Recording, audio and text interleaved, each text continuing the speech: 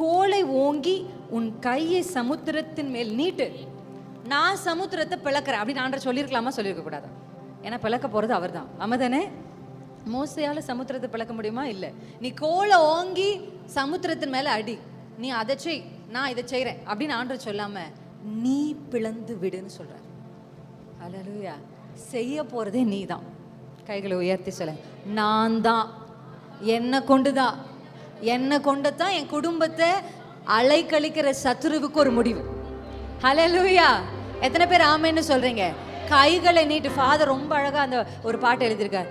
கைகள் நீட்டு, கோலை உயர்த்து, கடலை பிரித்து விடு.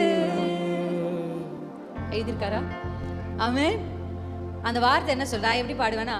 கைகளை நீட்டுவேன், கோலை உயர்த்துவேன்,